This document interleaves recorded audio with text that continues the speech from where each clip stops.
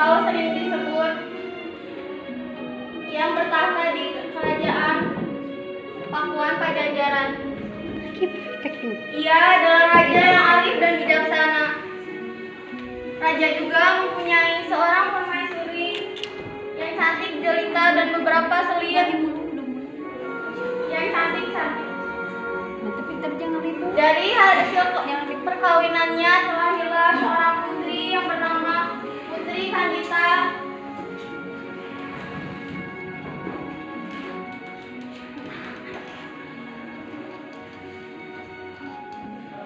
Wahai permaisuriku, aku berniat menjadikan Putri Kandita sebagai penerus kerajaan.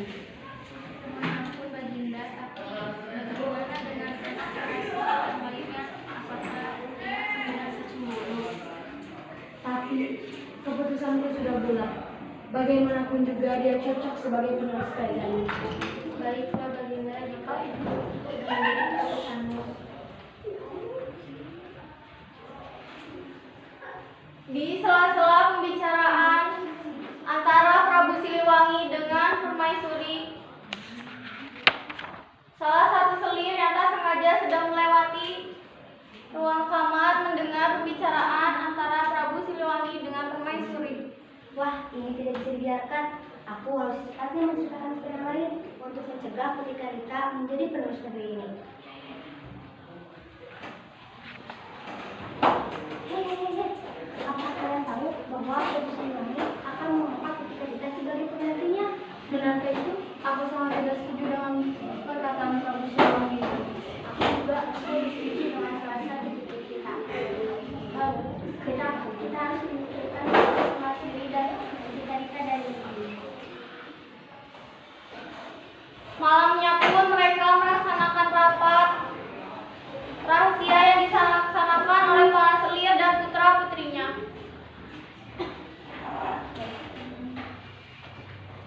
Bagaimana caranya agar kita bisa menyingkirkan Putri Kandita dari kerajaan ini tanpa sepengetahuan Prabu? Kita harus berhati-hati karena jika Prabu mengambil rencana ini, maka kita semua akan binasa. Karena kita harus berhati-hati untuk rencana kita lancar. Kalian berdua sama aja, udah deh, diam aja. Merah ke siapa? Sejenak suasana pertemuan itu menjadi hening. Semuanya sedang berpikir keras untuk memikirkan rencana untuk mengusir Putri Kandita. Oh, sekarang aku tahu caranya. Apakah caramu itu? Aku memiliki kenalan seorang dukun yang terkenal akan menyingkirkannya. Mungkin dia bisa menggagalkan rencana Prabu Siliwangi. Tapi kita memilikinya yang besar. Tapi bagaimana kita keluar dari istana ini? Untuk hal itu saja, kalian mesti bertanya. Emang kau tahu caranya bagaimana? Sudah, biar saya aja yang nanti bilang ke Prabu Siliwangi. Baiklah, kita mulai besok rencana ini. Keesokan harinya, di pagi hari yang cerah, Prabu Siliwangi membicarakan tentang pengangkatan Putri Kandita sebagai ratu penerus kerajaan Pajajaran. Pengawal,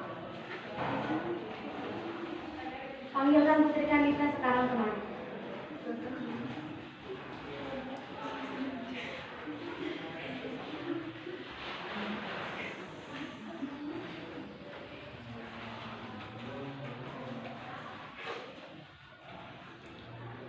Ya, ada apa Ayahanda? Ayahanda ingin membicarakan sesuatu. Boleh? Boleh? Apa yang akan Ayahanda katakan? Ayahanda telah berbicara kepada permaisuri. Ayahanda berniat menjadikanmu penerus kerajaan ini. Bagaimanapun juga kau cocok menjadi penerus kerajaan ini. Maaf Ayahanda, bukankah masih banyak yang lebih layak daripada aku? Bagiku, kerajaan ini akan sejahtera bila dipimpin oleh. Baik. Selain kau cantik, kau juga memiliki kebijaksanaan. Baiklah, akan kupikirkan dulu. Akan kuberikan waktu 7 hari. Semoga kau tidak menolak perintah Ayahanda. Baiklah, terima kasih. Saya pamit dulu. Setelah kembalinya Prabu ke singgasananya, seorang selir pun datang menemui Prabu.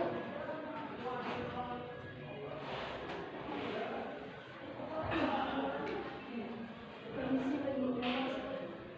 Mohon ampun, hamba telah mengganggu waktunya. Ada apa wahai selir?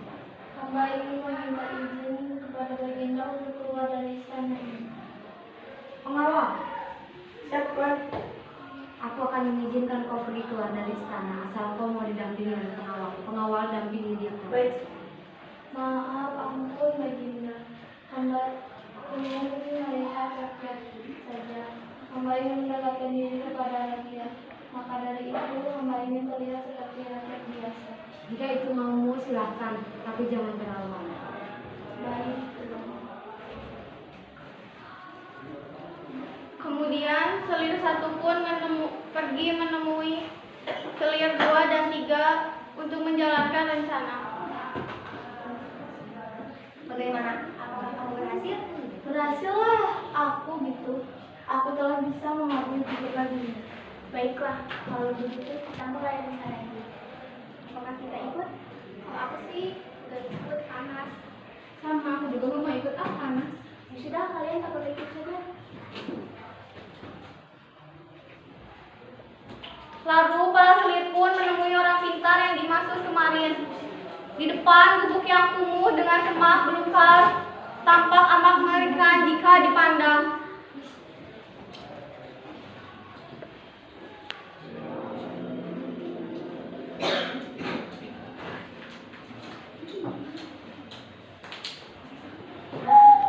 Seram sekali. Iya, serem. Kau saja masuk. Jangan sampai kita bertiga saja. Sudahlah, kita bertiga saja.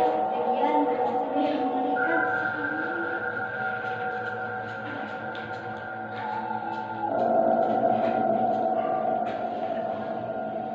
Mereka bertiga pun akhirnya masuk bersama. Di depan gubuk itu ternyata lebih mengerikan lagi.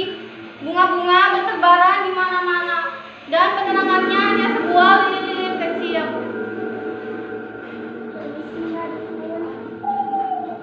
Kalian jangan masuk kamar lagi. Saya itu masih di bawah kabel saya.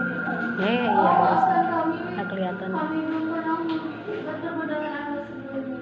Oh, tidak masalah. Mungkin karena saya terlalu berdiam di sini. Jadi tidak ada sebenarnya ada perlu apa kalian kemarin? Jadi begini, kami ingin meminta bantuan penting untuk mengabarkan di sana Prabu Siliwangi yang akan mengangkat Pucika Gita sebagai penggantinya dan membuat perundang sulit dan Pucika Gita menderita. Maaf, aku tidak bisa karena ini semua bersangkutan dengan tradisinya. Mau dibayar berapa sih kamu? Bukan masalah bayarannya, tapi ini semua bersangkutan dengan aku bisa diusir bahkan dibinasakan. Tenang saja, kami akan kasih apa ini.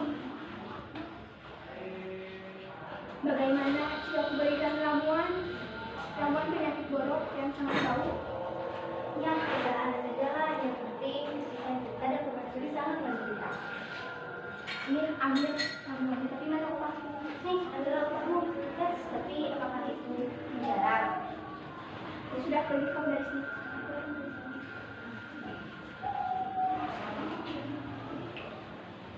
Para selir pun pergi kembali ke istana, membawa sebotol ramuan dan makanan khas yang untuk meyakinkan Prabu bahwa mereka benar-benar pergi mengunjungi rakyat.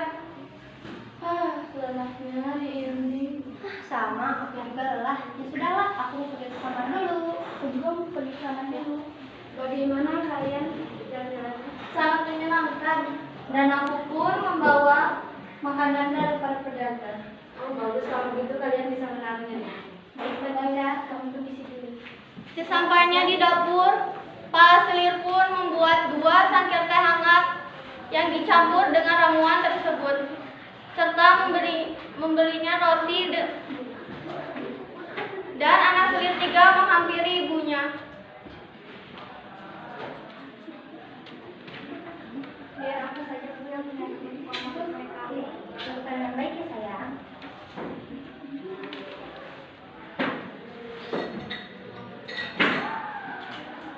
Sayang, tolong berikan ramuan ini kepada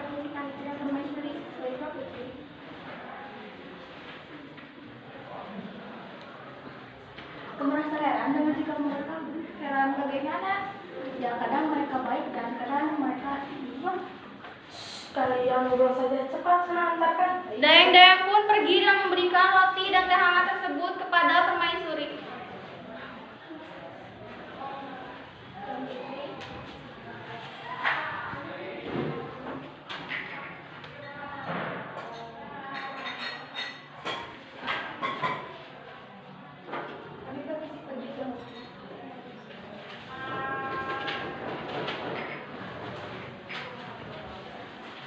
Keesokan harinya, efek dari ramuan itu pun mulai terjadi. Badan permaisuri dan Putri Kandita mengalami gatal-gatal yang berujung dengan borok.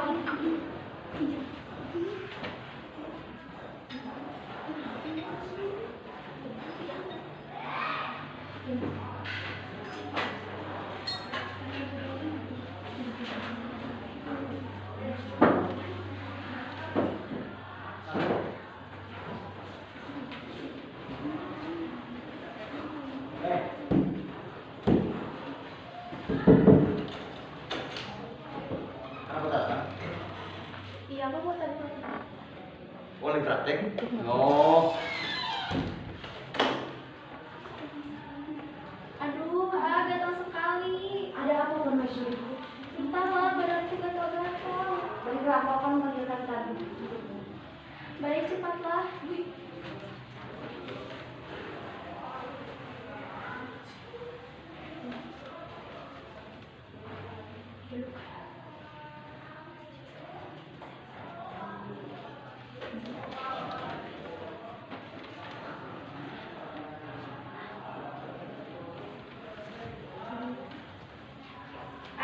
Gatal. Ada apa putriku? Gak tahu ayah, badanku terasa gatal dan perih. Kenapa bisa seperti itu? Aku tidak tahu. Baiklah, ayah akan panggilkan tabib dulu. Kemudian Prabu pun memanggil tabib kepercayaannya. Namun tabib kepercayaannya tersebut tidak bisa datang. Mohon ampun Baginda Raja, saya memiliki kenalan seseorang yang sakti. Mungkin dia bisa menemukan permaisuri dan Putri Kandita. Baiklah, kalau begitu silahkan kau panggil orang itu untuk mengobati lukamu. Baik yang mulia, saya berhasil. Kemudian Selir ketiga pun memanggil temannya, yaitu Nyai Kunti. Permisi. Silahkan masuk. Kemarin menghadap, saya tadi pikiran dari bapak. Kalau begitu periksa mereka dulu. Maaf, bolehkah saya memeriksa bagian yang lainnya? Iya, silakan. Wah, ini penyakitnya sangat mengerikan. Saya tidak bisa membantunya. Apa tidak ada cara yang lain? Saya akan memberi ramuan minuman 3 kali sehari. Baiklah, saya akan memberikannya teratur. Baiklah, saya permisi. Setelah selang beberapa hari, penyakit yang diderita mereka pun malah semakin memburuk. Dan seminggu kemudian permaisuri pun meninggal dunia dan Selir bersorak gembira atas kematian permaisuri. Baginda, hamba takut jika penyakit ini menular. Iya, ya Handa. Aku tak mau seperti mereka. Pasti, apa yang harus aku lakukan? Bagaimana kalau kita menyingkirkan Putri Kandita dari istana ini? Karena aku takut penyakit ini tertular pada kita, terutama pada rakyat. Tidak benar itu ya Handa. Bagaimanapun juga, dia adalah anak. Tapi bagaimana jika penyakit ini menular? Dan bagaimana jika seorang putri berpenyakitan? Apa kata rakyat kita? Baiklah, jika itu yang terbaik untuk kerajaan ini, aku akan menyuruhnya pergi dari kerajaan ini. Dan Prabu pun menyuruh Putri Kandita pergi dari kerajaan.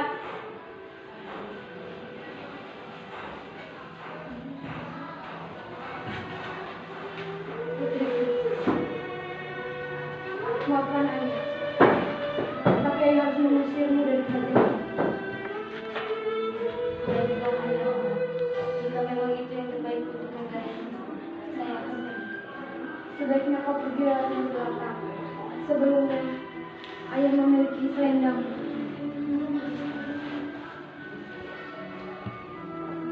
Berhati-hatilah. Dan Kandita pergi dengan berjalan kaki. Ia pergi entah kemana dan pada akhirnya ia sampai di laut selatan. Ia pun kelelahan dan tertidur di pesisir pantai. Ketika ia sedang terlelap, ia mendengar suara seseorang.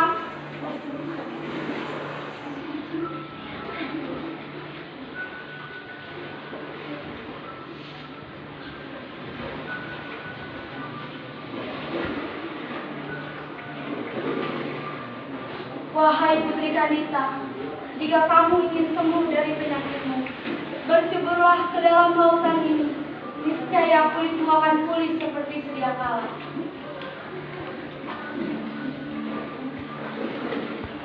Apakah aku bermimpi? Suara itu sungguh sangat jelas. Jangan-jangan itu Makin. Meyakini suara itu sebagai sebuah wangsit, Putri Kandita